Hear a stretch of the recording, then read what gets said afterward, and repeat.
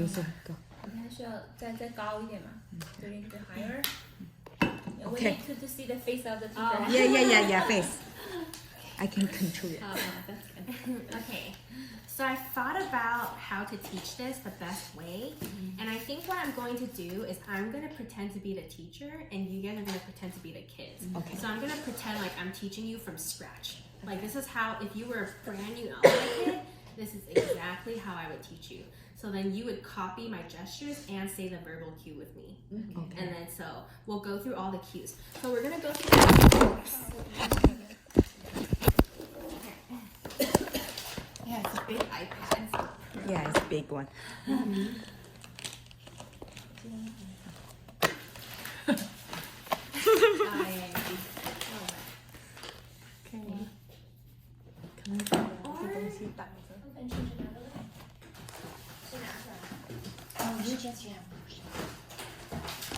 It would be so funny if like Moon's like, oh yeah, I recorded it, and this is all not needed. Okay.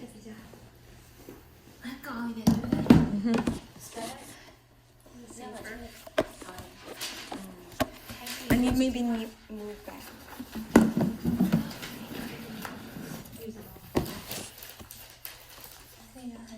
就是不够力。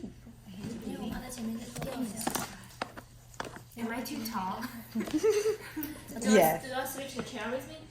The lower one? Yeah, maybe yeah. Switch the chair then.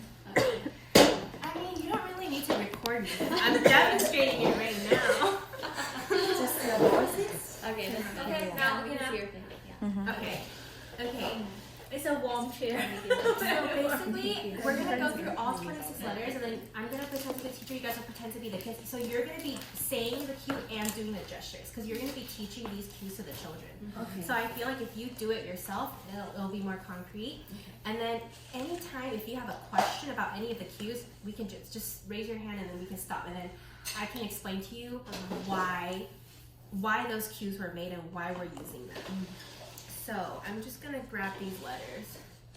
It's gonna take me a while because they're out of order, so I have to find them out of order. Okay. Are you guys ready for the first letter? Yeah. Okay.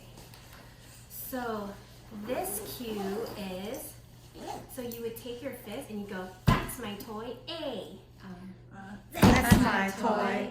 So this is letter A. Good job, it's letter A. So the reason why that is the cue is because you would explain to the child, like, why is that A, right? So it's like, so in Mandarin, if they translate, be like, A, 这是我的玩具. Yeah.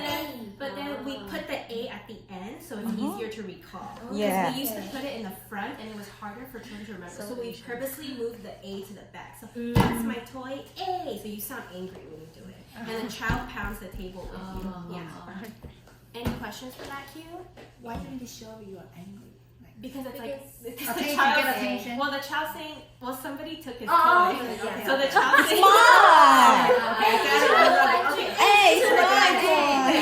Yeah, so then you're not gonna be like, you're not gonna be happy and be like, hey, that's my toy. You're gonna be like, hey, that's my toy, and you're gonna look angry. Yeah, so you wouldn't look happy when you do it. Somebody takes your toy. Okay. But that was a good question. Yeah. That's what you say. A. But in Chinese, I got it.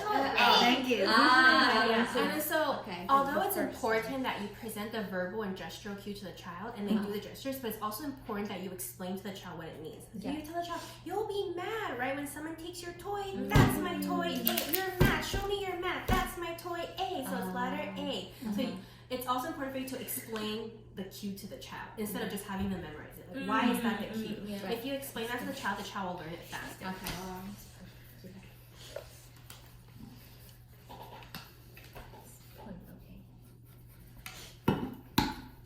Okay, next cue. I'll wait for you guys to write your things. Okay, so this is so I'm teaching them in order, but remember this is wrong. Yeah. Teach them out of order. Yeah. So the next one is, look, a bumblebee flies, right? Show me how a bumblebee flies. Good. Bumblebee. Bumblebee. So it's letter B. Good. Okay. Next, we're gonna do the letter C. Okay. So you're gonna make your hand into the shape. This is the sign for see in sign language. So it's gonna be like I see. And then you can, if the child doesn't understand what it means, you can say I see you. That works too. Okay. Yeah, but I just do I see. That way see is the last thing they hear, and then they can repeat it back. But if the child doesn't understand, you can say I see you, and then so I see. So it's letter C, and then the child would copy and put his C on his eye. Okay. And then for this one, so this one, because there's no word that sounds like D, so you're gonna have the child make the shape. So you have them put one finger like this, and you connect it. So every time the child combines the fingers, you say it's letter D. It's letter D. So this one's unique. This one doesn't have a verbal cue. It's only a gestural cue. Letter D. So every time they put the fingers together, they say D. And that's like, and then you would show them like, look, your hand is in the shape of the D. Okay. And so the reason why there's no verbal cue for this one is because there's no real word that sounds like D. It has no meaning. So next, so this is a lot of my kids' favorites. So you pretend like it's a yucky worm. But you know how when you see a yucky worm, you say ew. But except when you're like, ew. They'd be like, oh, what do we say when we see a yucky worm?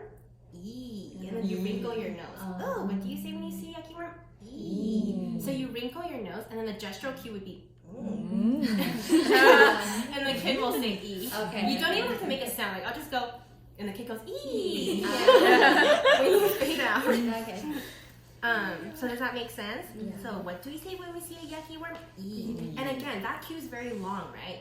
So children can. I have many children who will go yucky worm E. That's fine. They recall the main parts of the cue. Good enough. Yeah. And then next we have F. So for this to make sense, you would have to look at lowercase f. So this cue carries over from lowercase, and it's because lowercase f looks like a sword, right? Yeah. So then that's why this one is also like, so you tell them like, oh look, it's a sword, and then you poke your hand and say sword f, sword f, and look, yeah, right, and you could pretend like, ouch, like I got poked with the sword. So you explain what it means to the child, sword f. Yeah, and then for the gestural cue, you just go, and the child goes F. Okay. Yeah. So the reason why that's a sword is because the lowercase looks like a sword, and it carried over to the uppercase cue. And then this one, so this one is like, I don't know how to explain it. You know how like people go like G, you know, like it doesn't really have a meaning, but it's like, gee, I'm tired today. So that's where this cue comes from. But for this one, we're gonna go, so you're gonna put your hand on your tummy and goes, I'm hungry, G. I'm hungry, G. So it's letter G. Good. So another thing that's important is that sometimes children don't look at the letter. They're like looking around, they're like, I'm hungry, G. I'm hungry. So make sure that they're looking at the letter. So I would re-prompt them to look at the letter, or I bring it into their line of vision if they're looking somewhere else. So it's always important that every time you do the cues, they have to look at the letter. Because if they don't look at the letter, then they're not going to recognize the form. So some children will get distracted. Like, I'm hungry, G. So make sure they look at the letter. Yeah. And then for H, am I missing H? I can't find it.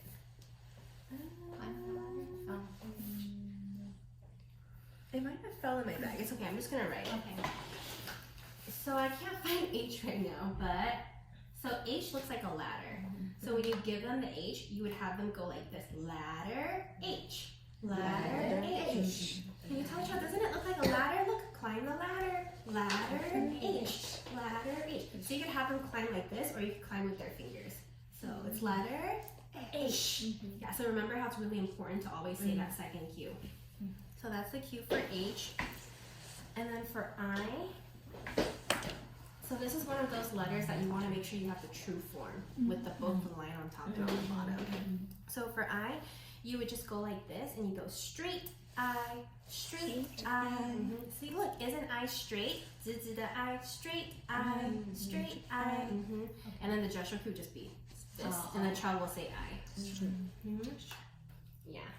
So many times when you're doing the gestural cue, you go like this, right? The child will say straight I, and then you'll follow up with, so it's letter I. So that way the child used the cue to remember the letter, but then that way you say it again so the child knows you're looking for the last name. So even when you do the gestural cue, they're gonna recall the whole thing together. So make sure you say, so it's letter I, so then they identify that last letter. And it's normal for children to recall the whole cue in the beginning and middle stage. It fades out toward the last stages. And so for J, this is an example of a bad J. Who can tell me why? There's no line. Yeah, there's no line on top. We're just gonna pretend it has a line, but this is a bad J. Don't use it. So you would tell the child, like, touch the J, like curvy J, curvy J, and then you make the sign for J, curvy J, curvy. Say, look, touch the J. Isn't it curvy? Curvy J. So it's letter J. And then this one, a lot of the kids remember this one because it's very happens in their daily life because they always get hurt. So this one, I just point to my wrist and go, ouch. Tell me it's okay. So it's letter K. Many children will just say, ouch, okay, that's fine. Like they recall the main part of the letter. Yeah. And if they don't remember, I just go, and they go, ouch, okay. So it's letter, and the child says K. So this is for letter L. So for L, you're gonna use the sign for L. So this is, you have to sing for this one. L for lion, L for lion. So this one's harder. Why? Because the letter is in the front of the cue. So they're like, what letter is it? The child goes lion. So you emphasize L for lion, L for lion. So remember how if it's in the beginning, it's harder for children to remember. So you gotta emphasize that it's at the beginning of the cue. And then that way they know it's L. This is an exception. So this is different. When you do the lowercase, you're gonna do L for lion, L for, because for lowercase, it just looks like one, right? Yeah, so for lowercase, you're not gonna go like this. For lowercase, you're gonna go L for lion. Okay. And then you just explain, look, lion goes forward. That's why we're doing this for lion. Okay. Forward. Yeah, you would explain that to the child. Okay, and then next, this is another. So we were talking about the different types of cues earlier yesterday. So there's like verbal and gestural. That's an example of like a melodic cue. So a melody is intoned onto the letter for the child to remember. And M is also a melodic cue. So this one is going to be, many children will say N. And they'll confuse M and N. So they'll say N for this or M for N. But then they're not aware. Like they think they're saying M, but they're saying N. So what you do is, so... Okay, I did write it on here. So the difference between M and N is that for M, your lips come together. M. For N, your tongue is up. N. Do you feel the difference? So we have to help the children build that awareness because children are not aware when they make this error. So then for if they say N for this one, you'd be like, close your lips. M. Kiss, kiss. M. Kiss, kiss. Yeah, so help them bring awareness that lips come together for the M. And then the cue for this would be, and to help them, I use my hand. So this represents the upper lip, this represents the lower lip. M for mommy, M for mommy. Yeah, so this is to bring awareness that the lips are closing. M for mommy, M for mommy. So flatter, M. And then when you fade out the melodic cues, you'll go, and the child go M. They'll sing the song. They go M for mommy, M for mommy, and you're like, so it's letter M. So I think those are the only two melodic cues for the alphabet. And then we have letter N next. So this is where you use the letter to teach. You actually use the letter form to teach the child. So you take the child's finger and you go up, down, N. Up, down, N. So they should be moving their fingers when they go up, saying going down when they're saying down, and then N when they come up. So up, down, N. Up, down, N. And you would have the child trace the N while they say it. You'd be like, so it's letter N. Yeah.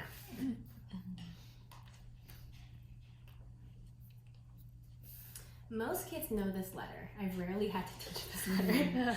If they don't know it, well, you could teach it, but most kids should know this one. It's very simple, but I've never seen a child miss this letter. I think I've only seen one child not get this one. Yeah, but that was a child who didn't know any. Like they missed all 26. So for O, you're gonna make an O shape with your mouth and be like, oh. Yeah, so you just make an O around your mouth. And then for the gestural cue, it'll be, yeah. No. So you guys know how to fade out from verbal to gestural, right? You just delete the verbal cue and then just present the gestural cue. And then so for P, so this one, this is where you put your hands near your crotch and you go, I need to go pee. I need to go pee. So it's letter P. Yeah, and the child will copy this. Yeah. And then for Q, so this one is like you tell them like, oh look, a bunny is cute, right? Look, I'm a cute bunny, cute. Look at my cute bunny ears. So the reason why cute is the Q for Q is because if you look at the word cute, this has the Q sound in it. So cute, Q. Does that make sense? Yeah. Any questions about that Q?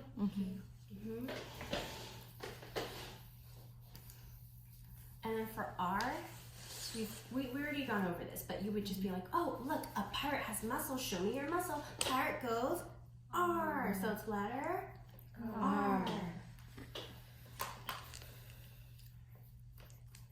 So for S, this is another one where you take the child's hand and they trace the letter. So you'd be like, look, what animal does it look like? Doesn't it look like a snake? Show me snake S. Snake S. So it's letter S. And then there's two ways you can fade it out. Like you could just have them trace their finger. Another way, I just go, what animal does it look like? And then they'll go, oh, snake S.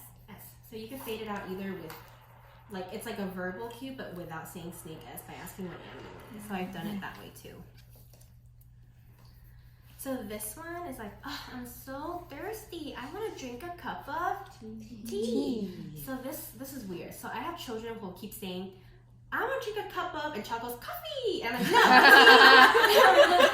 no, tea. Yeah, I had many children. I'll be like, cup of coffee. I'm like, no, tea. Cup of, and I'll translate it in Mandarin. I'll be like, cup of tea. I'm so thirsty. I'll drink a cup of tea. I have many children who will say, coffee. I'm like, just repeat them until they get it.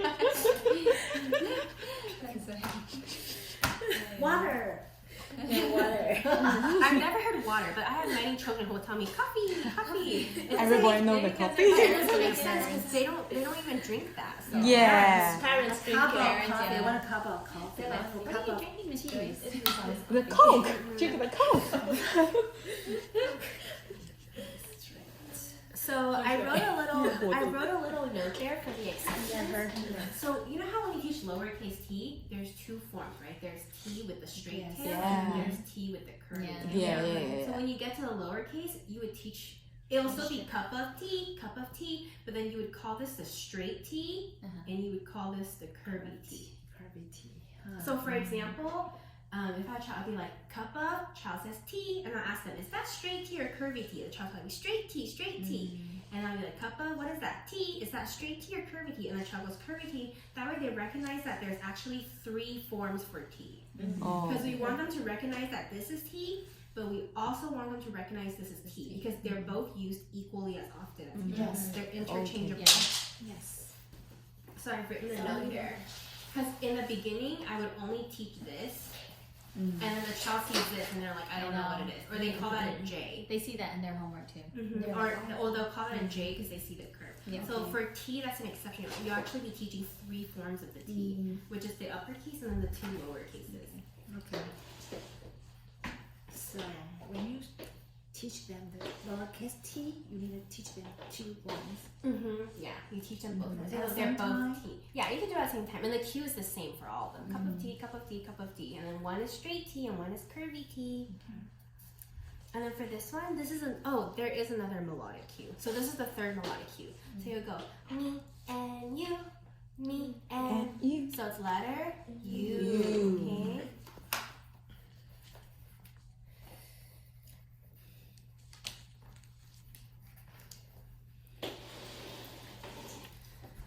And then for the next one, which is letter V, I'm really bad at drawing, but I would just download a picture on your phone and you show them. You know how bunny has the buck teeth? So you would just find a picture of your phone of a bunny that has a buck teeth, and then you would make a V shape with your fingers and be like, look, show me your bunny teeth. V, bunny teeth, V. Does that make sense? So it's like, show me your bunny teeth. It's because many children don't know where to place their teeth for the V sound. And it's because this sound doesn't exist in Mandarin. So a lot of children don't know where to place their teeth. Just like, show me your bunny teeth. V. So I have some children who they don't understand this analogy. You can make a note. If they don't understand this analogy, you can say, bite your mouth. 咬你的嘴巴. Bunny teeth, V. Yeah, so you can tell them to bite their lip or use the bunny analogy. Either works. For children who don't understand the bunny analogy, I just tell them to bite their lips and they understand that. I'll just be like, okay, 嘴巴咬下去. Bunny teeth, V. So it's letter V.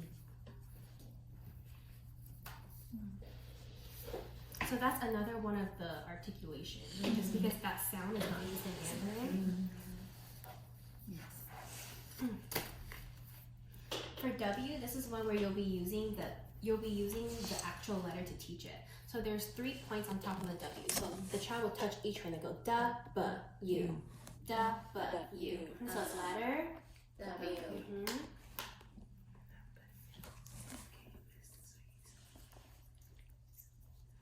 Okay, so next we're gonna have the letter X. So remember how this is the one with S, where many children will say S, so you'll just test receptive to see if they can really discriminate. So this is where you make your hand into the shape of an X. Look, show me your superhero, superhero X. Put it on your head, superhero X. So it's letter X, okay? Nice work. And you could have them slow down the production. If they're omitting the K, you could do X, X. If they can't, if they're reducing the cluster and they keep saying S, you could slow it down. X, say it slow, say it slow.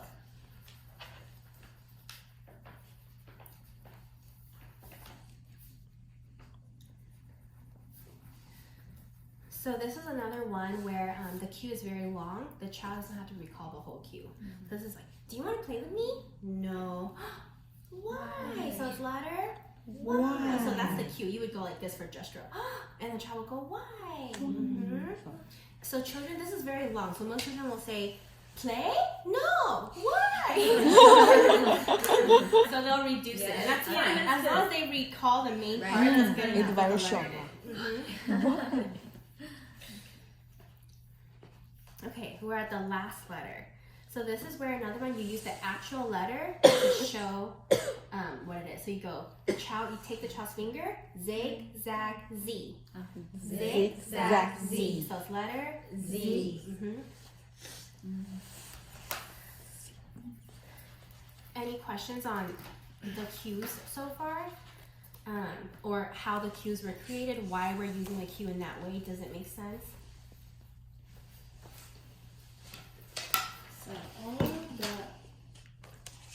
gesture cue and verbal cues for beginning, right? And combine verbal and gestural cue. And then when the child's gotten really good at that, you can fade out to just gestural. And then to independent. And towards the last stages, you go backwards. Independent, they can't get it, give gestural. They can't get it, verbal and gestural. So it's like you're going up and down the pyramid. Yeah. So do you guys have any questions about the cues before we move on? I actually had a quick question. Are these cues that you kind of created, or like, I'm just wondering, or is it like a universal like thing that people use? No, like I created this. Oh, you created it. Yeah, because Okay. this is when I was seeing a lot of kids for alphabet. Okay. And then I was really frustrated because I was drilling, but then the data wasn't looking that good. Oh, okay. And I was like, what's going on? I was like, I need something else. Oh, So okay. I see. I made these cues, and that's why I was telling them how the cues have changed from child to child to child. Oh, okay. Especially the kids who are doing in the beginning. Yeah. Like, for example, the old cue for Y that I used to use is, why can't I remember why? Oh. But Mars couldn't remember this. It was really hard. So you're like, So then I'm saying that the kids who came at the beginning of the intervention, the cues have been like if we found better cues or easier cues, they replaced the harder cues. Okay, So these are the finalized cues that we've gone through many children with and have shown to be effective, easy to remember, and easy to recall. Got it. Okay. Yeah. So the cues have changed because for me it was trial and error too. Like it was like okay, like in the beginning some of the cues didn't work, so then I changed the cues. I see. But then towards the end, like the last couple kids that have come, we've been using the same cues because we've already eliminated the bad cues or the harder cues to remember. Right. Another exception is, so if you look at the last page here, so this is the most difficult discrimination to make for all children. The B and D. This is very, very difficult. So you would still cue this as bumble B. Bumble B. And that's letter D. But one thing that'll change is that you're going to have the child put their hands like this for D and then like this for B. So they're going to use their hands to discriminate between the two letters. Yeah, so because this is so hard to discriminate, what I recommend is, you know how you're blocking 3 trials, right? We were also talking about how after kids have mastered uppercase, when you do lowercase, they should only miss half, which is 13. Because if they've mastered uppercase, well, half the lowercase looks like the uppercase. Yeah. Big P looks like small p. Yeah. Big O looks like small o. So the 13 letters they miss are the forms that don't look alike, like big I and small I, big L and small L. It's the forms that look different that they miss. So by having lowercase, they would miss about like half or something. Then you could do, I don't know, like 6. You don't even need this third session. You could do 6 and 7, and you block the 6 letters and then block the next 7 letters. So I would recommend that because this distinction takes so long to discriminate that you block this from the day 1 of lowercase instead of blocking it on day 2. Just because it takes them longer to make this discrimination. Okay. Put in a different section. They will not get confused. Right. Yeah. So there's many ways I taught this. So some children are very good. Like once you do this, like a couple of times, they get it down. But for some children who just have a really hard time, then I just show them one letter, and then I have them put both of their hands here. And like which hand looks like that letter? Is it this hand or is it that hand? And then if they say, oh, it's this hand, I'm like, no, look, the circles cannot kiss. No kissing. Bye bye. It's letter B. This one's way No kissing. Or if it's like a letter D, I'll be like, which hand is it? You tell me. Is it this hand or this hand? And the child goes, this hand. I'm like, no. The circles cannot kiss. No kissing. It's letter D. Okay? You can do that if they can't discriminate with just the hands. So this is very difficult. So if you don't see them making progress until like a long time later, it's okay. It's supposed to happen. Like this is usually, like when you get to lowercase, when you go from lowercase data and you're going down, and you're getting like, that's the B and D. So you just keep queuing until they get to 0. So yeah, and then you would keep block trialing the B's and D's every time they miss it. Yeah. So it's usually the last distinction to be made right before they master the lowercase. Do you guys have any questions about that? And then, like I said, for lowercase, it would be the same cues. Ouch! Tell me it's okay, so it's letter. Superhero X is letter. Straight I. So the cues do not change for lowercase at all. The only difference is you're adding this for the B and D to help them discriminate. And then there's the straight T and curvy T. But you would use the same cues. So do you guys have any questions about the cues before we move on?